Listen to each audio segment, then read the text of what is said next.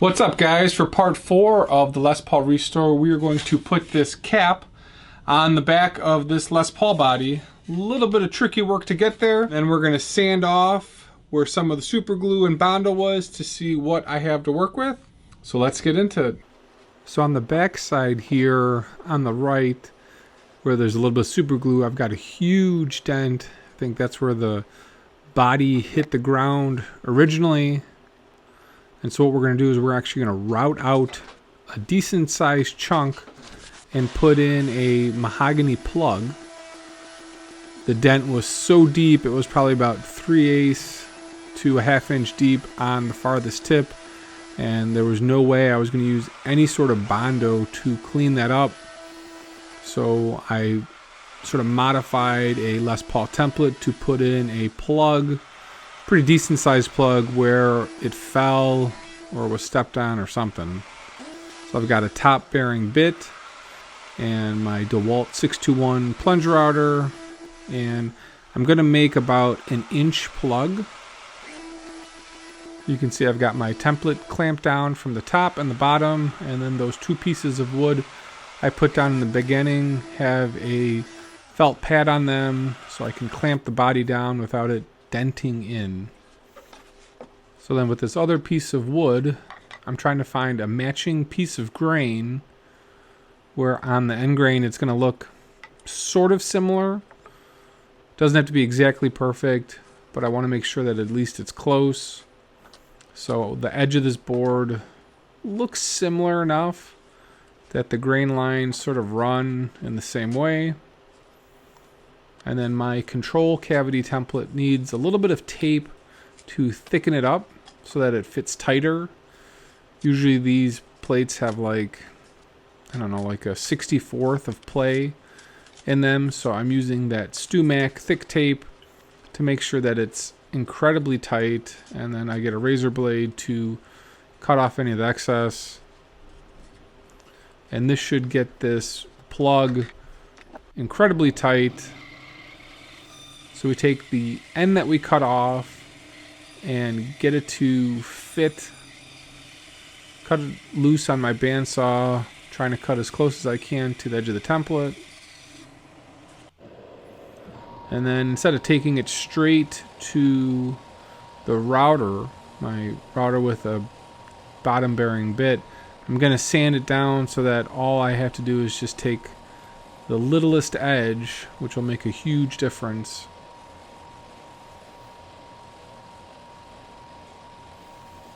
So we'll just sand this down. I think that's 80 grit sandpaper on my rigid oscillating spindle sander.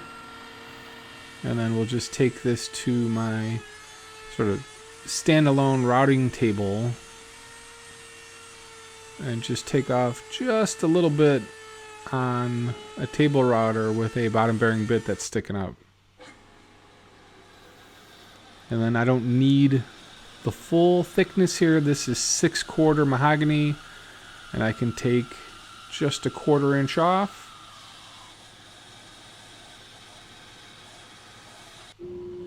Sand it down just slightly. Check to see how it fits. It got stuck. So just pick up that outfeed, make sure it looks right, and then this time we'll push it through with a push stick. Make sure it goes through. Check that fit. It's pretty tight.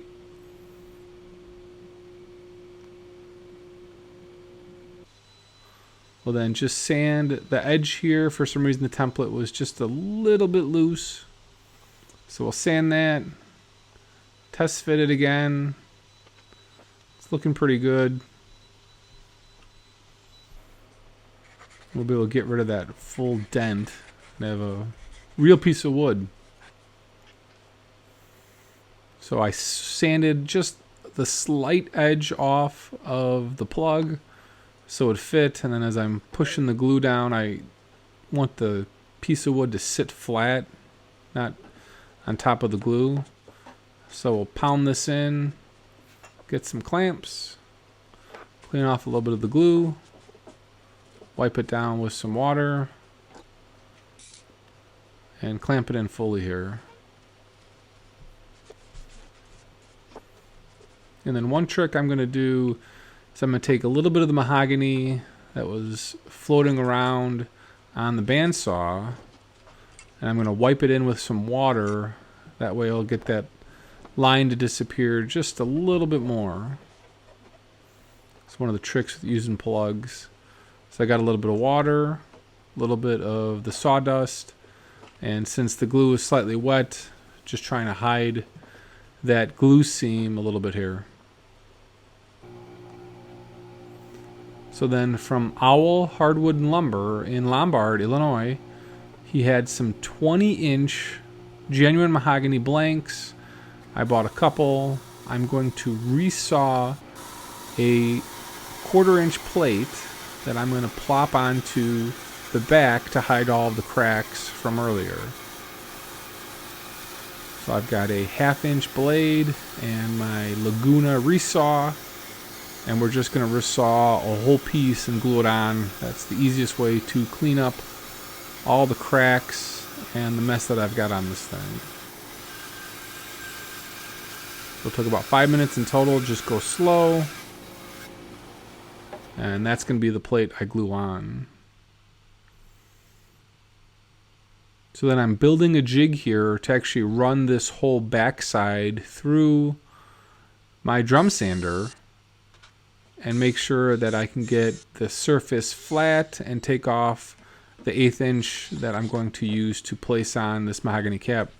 You can see the control cavity has some sand through up there because I was already sort of sanding it down and playing with it to try and get it level, and the drum sander will get it all level. Here I'm checking the height around the whole body and making sure that this is flat, and that as I run this through I get a nice flat surface and can easily glue on the mahogany cap with no issues. So we'll run this through a couple times, and I'm taking a real light pass, and then I've got my gauge here, caliper, and I am measuring to make sure that I'm taking off the same amount on each side. And I needed to make one slight adjustment. I can do that just moving that board slightly. And I want to make sure I've got the exact amount taken off from one side to the other side. So it's all set. We'll pass it through a couple more times. We'll flip it around, make sure I get each side flat. Double check it once more. And here we go. The plug is flat. You can see that crack running through, and you can see how I secured the top to the board.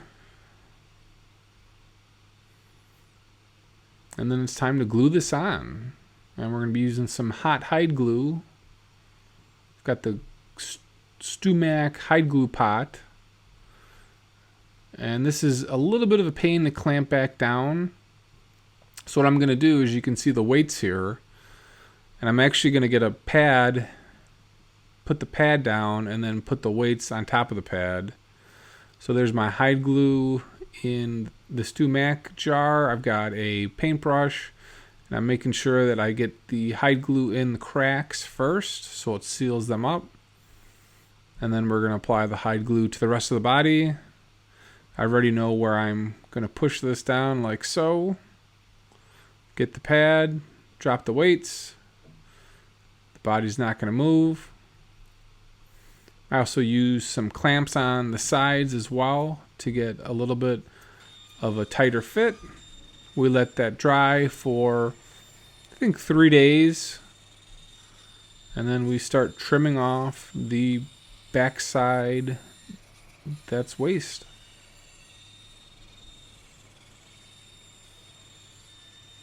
The GoPro and this saw don't work. There's not enough room. You can see the plug on that piece right there. And we'll just clean this up. In the earlier video, I had stabilized the top with some super glue, and I thought I was going to replace the plug by the control, but I thought if I had cut that out, I would have a disaster on my hands because then the top would fall apart, and I did not want to replace a piece of the maple top. I didn't think that would work. So then I have my rigid oscillating spindle sander, and instead of taking this to the router, I actually just sanded this flat because the sides needed to be sanded as well. I thought if I took this to one of the routers, it would just rip off the piece of mahogany. So then the curve of the body, that roundover, has a lot of different specs. So I went with a 3/16th curve, and then just sanded this to get the sanding lines out. Start with 80, 120. I think I got this up to 220, and just a bit of sanding here to get it clean.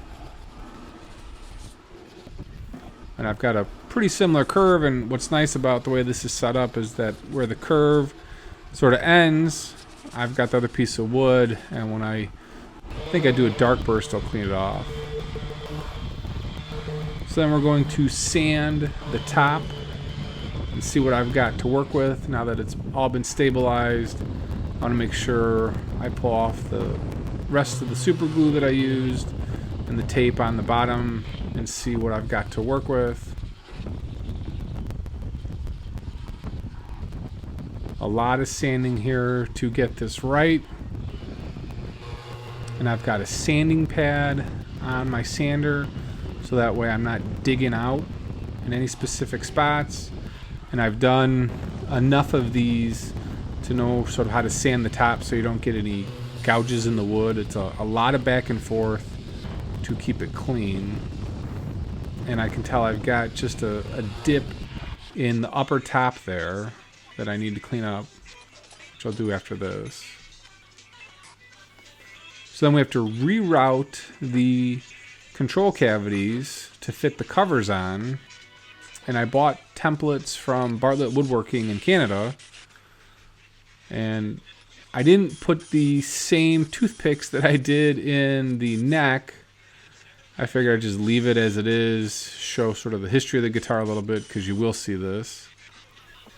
And we just drill out where we think the holes are going to be, and then I have a bottom bearing bit, and I route out to reveal the old covers, or at least the old routes, so I can try and match it up as best as I can. And then this is the template for the plates, and I'm again just sort of trying to match it up as best as I can. I've got those same runners as before, and I've got a top bearing bit with a 1/4 inch bit sticking out, and just a Craftsman router to just take off about 1/8. And that's what I need for the control plates. I also bought the control plates from Bartlett. These were slightly aged. The ones I have originally are brown, but I don't have the upper plate. So I'm going to just leave that in the box, in the case for the owner, and then he's got sort of the original parts and then the replacement parts. When you guys are working on these guitars, always keep the parts.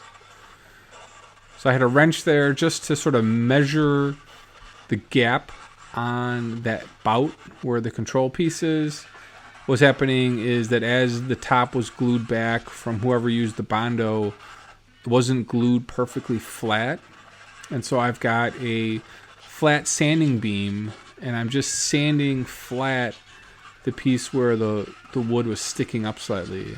And this is where my big fear was, if I had cut out that mahogany with the Bondo, that the top would just fall apart because it was sort of glued uneven and I didn't know how stable it was. So dumping as much super glue I have in there, I felt pretty safe. For part 5, we're going to end up cleaning up the binding and get it ready, and then we'll put the headstock back on the neck. Still have to figure out how to do that. But thanks for watching, guys. We'll see you in the next video.